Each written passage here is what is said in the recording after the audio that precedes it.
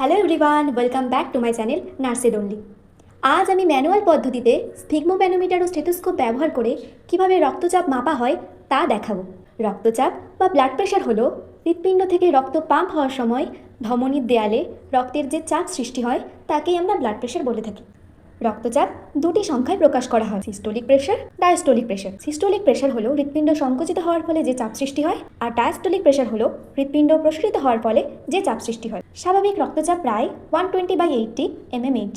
আমাদের blood pressure check করার জন্য যে যে আর্টিকেলসগুলো প্রয়োজন তা হলো বিপি অ্যাপারেটাস বা স্ফিগমোম্যানোমিটার, স্টেথোস্কোপ, রেকর্ড শিট ও পেন। প্রথমে আমাদের উপযুক্ত আকারের বিপি কাফ নির্বাচন করতে হবে। আমাদের যে এলবো জয়েন্ট থাকে তার থেকে 2 to 3 সেন্টিমিটার উপরে কাফটাকে লাগাতে হবে। তারপর আমরা ব্রাকিয়াল আর্টারিটাকে প্যালপেট করে নেব। প্রথম ধাপে আমাদেরকে রেডিয়াল পাসটা প্যালপেট করার পর আমাদের ভাল্বটাকে ভালো করে টাইট করে নিতে হবে এবং বাল্ব দিয়ে সেটাকে ধীরে ধীরে স্কুইজ করতে হবে। মোটামুটি যখন আমরা প্যালপেট করব তখন বুঝতে পারবো একটা টাইম পর আমাদের সেই পাল্প আমরা আর ফিল করতে পারবো না। এরপর আমরা স্টেথোস্কোপটা ব্রাকিয়াল আর্টারির মাঝখানে একদম এই অবস্থানে আমরা প্লেস করব। তারপর একইভাবে যেই জায়গা থেকে রেডিয়াল পালসের ক্ষেত্রে আর শোনা যাচ্ছিল না সেই পয়েন্ট থেকে 20 to 30 mmHg ওপরে আমাদেরকে স্কুইচ করে নিডিলটাকে তুলতে হবে। তারপর ধীরে ধীরে আমাদেরকে সেটা রিলিজ করতে হবে। এইভাবে প্রথমে আমাদের একটা সাউন্ড শোনা যাবে যেটাকে আমরা করোস্টফ সাউন্ড বলে থাকি, আর সেটাকে আমরা সিস্টোলিক প্রেশার হিসেবে নোট করতে পারি।